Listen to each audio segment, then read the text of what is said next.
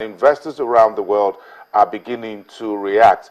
It's what I would do if I were an investor. I want to know what is happening in an economy before I put my money in. So I'm just basically going to stay on the sideline. If you own a barber shop, you get worried about what happens in the economy because folks have to work in. They will need to barb their hair and they'll have to pay you. So something has to happen somewhere. So without clarity, it becomes very difficult. The markets don't like uncertainties. And we keep saying this.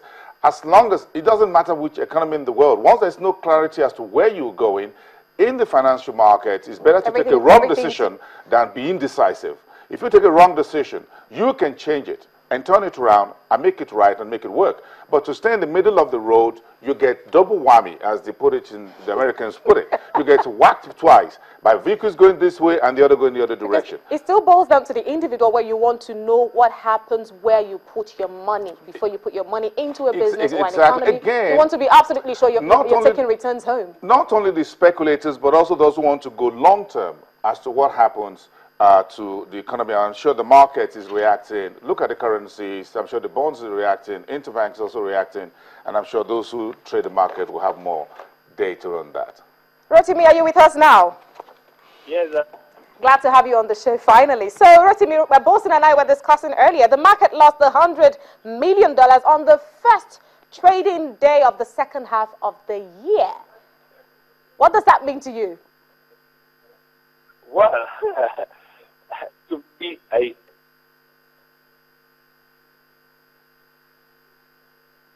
Rotimi, are you with us? Well, the network is not cooperating with us as it is this morning. Obviously, lots of issues taking a toll on Nigeria's equities market. They're boiling down basically back to the macroeconomics. With inflation still at 9% now, that's basically going to affect valuations of stocks at the market. Again, from all indications and some of the other reports that are coming in, it looks like we're going to, when the reports comes out from the companies listed on the stock exchange, the reports this morning from FBN Capital looks like the things are going to be a little bit bad. Let me just give you... nothing, not impressive. This is what second quarter performance outlook data from FBN Capital shows this morning. For banks, don't expect anything significant in terms of their numbers, the headline profit for the second quarter. Now, what FBN Capital says this morning, this report that I just read says, a combination of weak underlying macroeconomic environment, a marked reduction in foreign exchange related income due to decisions by the central bank will weigh on second quarter earnings. Now I put this in bold italic, says, notwithstanding, FBN Capital says we do not expect any meaningful positive surprises from all the banks listed on the stock exchange, with the exception of one bank. And I'm not going to mention that for certain reasons. With the exception of one bank, in that report, the FBN Capital says don't expect any meaningful positive surprises, particularly as far as the risk assets growth is concerned. They think there's a growing risk to asset quality of the banks in Nigeria. Now, that's the first part. That's quite frightening. Now, look at the second page. Now, the bad news isn't over yet. Now, for companies that are not banks, industrial, manufacturing, oil and gas, now this is the second story. This is the second part. Now, because of the 8.5% devaluation in the Naira between last quarter and the first quarter, and where we are today, we're also seeing a significant rise in interest expense, even from big companies such as Nestle Nigeria. So, there's been a spike in raw materials cost. However, if you see the decline in some commodity prices, and perhaps towards the end of the show, Aja will talk to us from FDC about this. We've seen 7% decline in the price of wheat, 17% decline in the price of sugar, but all of these hasn't translated into the price that you and I pay for the end products of these, whether it's confectionaries or I don't want to say Bonvita, but whatever. Crude palm oil is also down 9% year to date. All these declines are there, but the devaluation of the Naira has impacted more negatively on companies' earnings than anything. So Naira is the one we're going to blame significantly for most of the... it doesn't look like good times around the way for the Naira from what we see now. Yes, it doesn't look like things have gotten better. So if you were thinking that second quarter will be okay, sorry, just forget that for now. That means we've put 6 months behind us.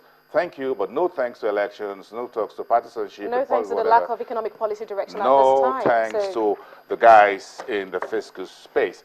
Except some drastic turnaround happens in the second quarter. Unless something significantly happens. But again, the second half of the year is the most delicate part. And you know why. In the second half of the year, you have basically just about 1 or 2 months. By September, government agencies will start wrapping up for the next year budget. Then you have companies also thinking of wrapping up the year as well. So there's no time. And the period when companies will tend to make money is the third quarter into fourth quarter.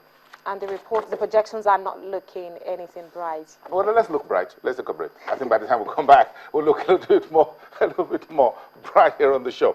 Okay, when we come back, we'll talk about the message of the markets. What did it tell us in the first half of the year?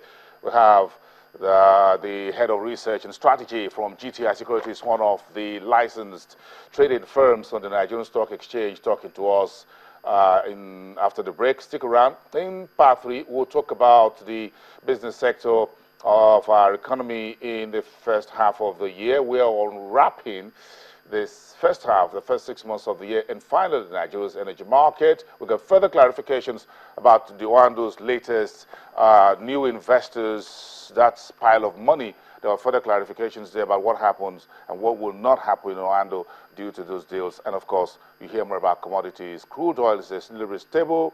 Well, you hear more about that. Let's take a break. There is a reason Africa is called the new frontier. Once revered for our resources, today's wealth lies in our people. People who build the cities that shape the future. People who know an idea in one place means business in another. A generation for whom technology means there are no borders, no boundaries. We are the new lions in a brave new world, kings of the urban jungle. And there's a bank that puts the world in our pocket and the future in our hands. UBA, Africa's global bank.